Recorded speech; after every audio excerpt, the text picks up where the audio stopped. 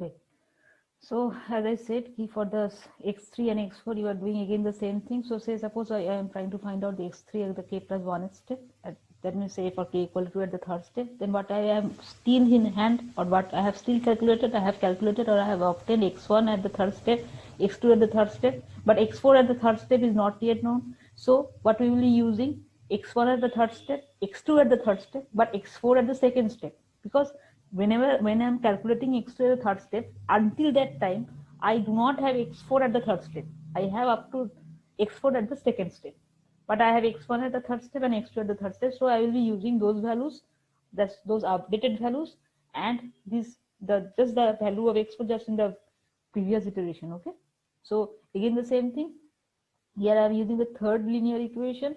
Everything you are taking on the other side excepting this x3 thing, and once you take everything and then you divide this every whole expression on the right hand side by the coefficient of x3. Okay, this will give you this expression. Okay, same is the case for x4. So when you are calculating x4, what you have till now calculated, or till then calculated, you have calculated x1 at the k plus 1 step, so k equal to 2, so x1 at the third step, x2 at the third step, x3 at the third step. So I will be using x1 at the third step, so x1 at the k plus 1 step, x2 at the k plus 1 step, and x3 at the k plus 1 step, because all these three things are known when I am trying to calculate of the value of x4 at the k plus 1 step. Okay, so this is the iteration formula which I will be using now to just design the computation table. Okay. So I think once you write in the first page of the square sheet, this you can fit in one page. Okay. In case you cannot fit, please do write this whole thing in the next page. Just keep one thing in mind. Just do not write in a way ki 2 comes or 3 comes in one page and another comes in the next page. Wherever you write, please do write the whole thing, because this is the iteration formula in a single page. Okay. Achha. Now once we know this iteration formula, in the next page we guess. Achha. Let the initial guess of the solution be x1. Initial means, see, why we need initial first and foremost of all. What we are trying to do, we are trying to calculate the solution. So, and we are using this iteration formula to find out the solution. Okay, but as it is an iteration formula, we have to start with something in hand. That is something initial we have to guess. Either it will be given or it will have to be guessed. Okay, in most of the cases definitely it will not be given. The initial guess will not be supplied as a data. Okay, so what I have to do, I have to guess on my own. So once I guess on my own, if you just recall back, say for the Newton-Raphson, what do? We just simply guess one thing, and there the simply guess is guided by that f of a into f of b less than 0 thing. But here that guidance is not provided, or that guidance is not possible to take, because it is not a single variable equation. It is actually a multivariable equation, and also not a single equation, but an equation system of equations rather, right? So we cannot just try for the Newton-Raphson case. Okay, so what we have to do, we have to lamely or just trivially take anything as a guess, initial guess. The thing is that you can start with any real number.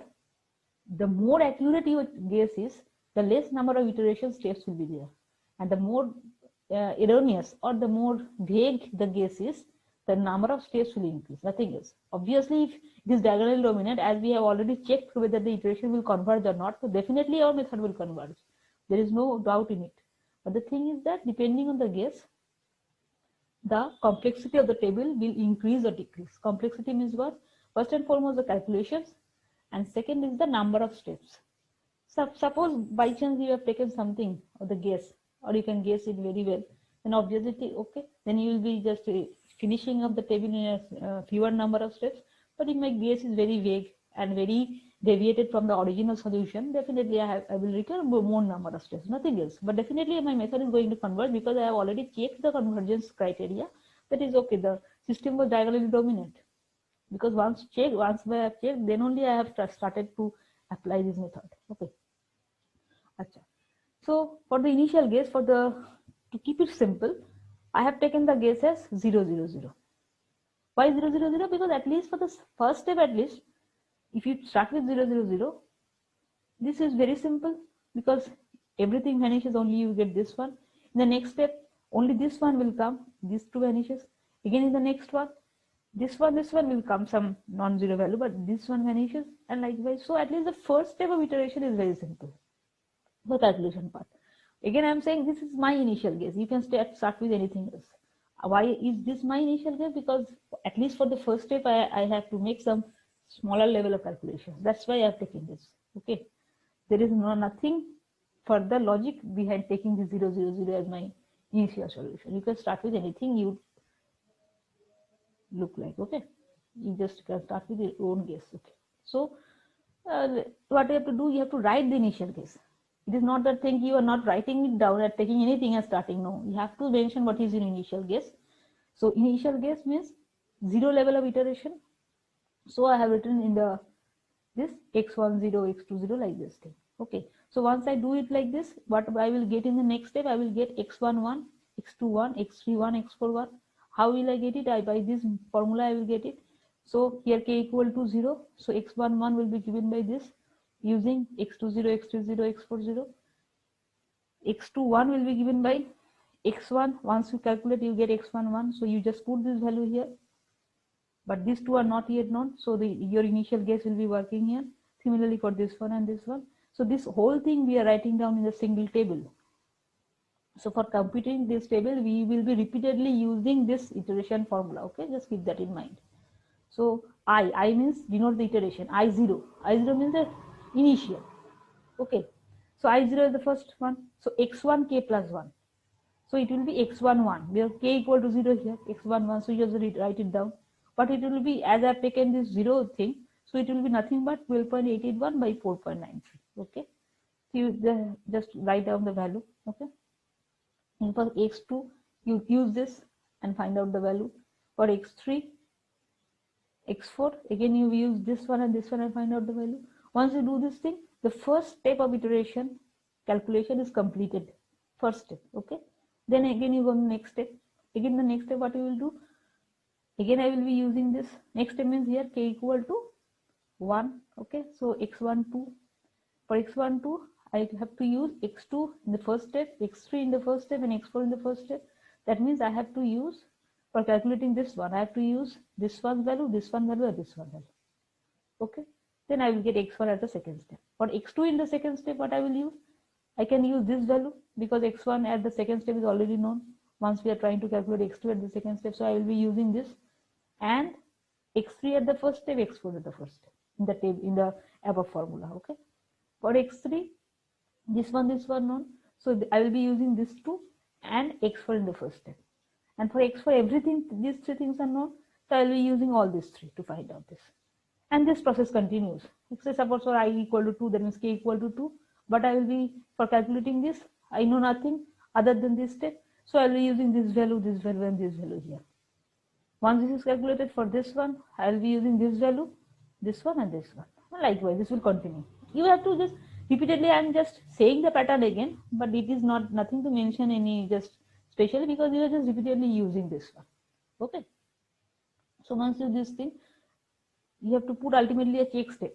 I repeat it here. Whenever you are just giving the practicals or the assignments you are just submitting, many of the cases you are not putting the check step in the iteration processes. I do not know why, because I am repeatedly saying you have to put this check step.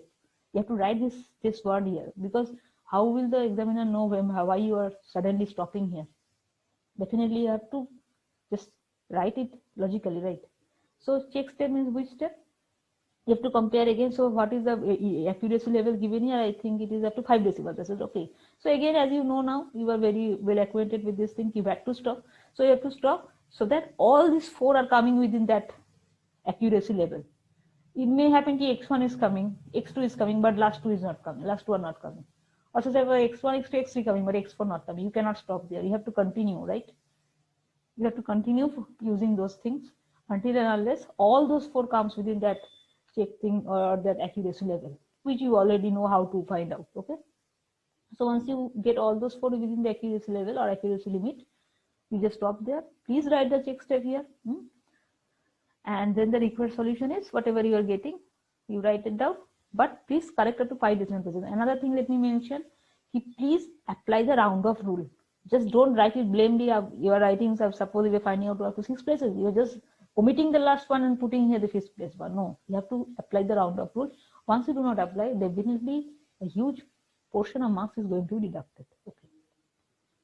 Okay. So this ends of the Gauss Seidel iteration method.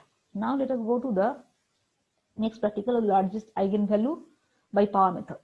So we know for a matrix we can find the eigenvalue. Here we are trying to find out numerically the largest one, and the method which is used for this one is the power method. This is not the only method